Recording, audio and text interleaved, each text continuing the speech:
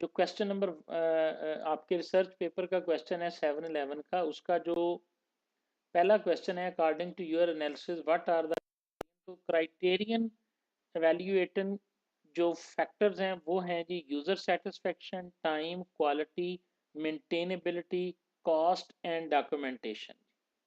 ठीक है, figure number 9। अब इसमें से वैसे जो जो उस बंदे की रिसर्च है, according to your analysis what are the criterion, तो उसकी रिसर्च के मुताबिक तो उसने यूजर सेटिस्फेक्शन को बेहतरीन क्राइटेरियन जो है ना वो बताया है कि ये हमारे पास है, चूंकि 5.5% जो है उसने इसकी रेशो बताई हुई है।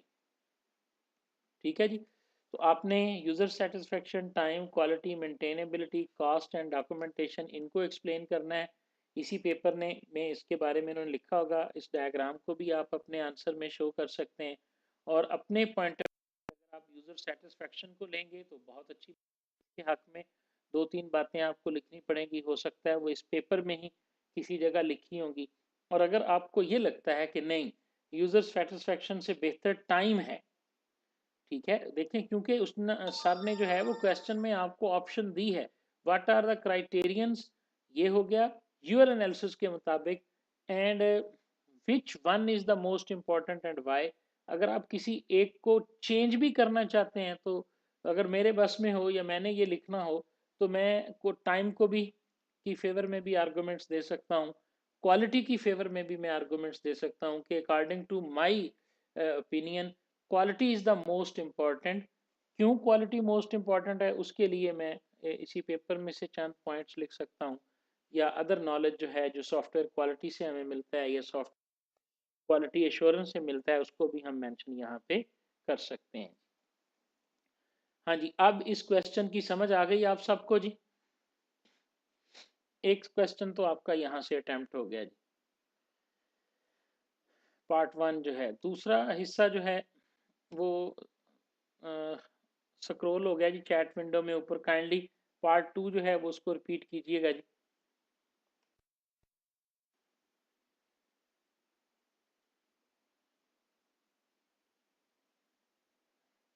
जी, उसके बाद आपके पास है जी कि इसके चैलेंजेस जो है वो क्या, तो चैलेंज वाले से भी अगर आप देखेंगे तो आपको इसी के अंदर जो है ना वो what are problems and challenges जी, तो मुझे यकीन है कि इसके अंदर कोई ऐसी भी डायग्राम मौजूद होगी जिसके अंदर उसने चैलेंजेस को डिस्कस किया होगा।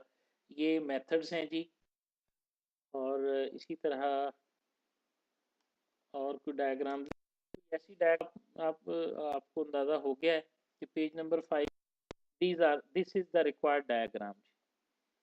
डायग्राम आपके पास मौजूद है, उसमें से आपको चैलेंजेस के नाम मिल गए।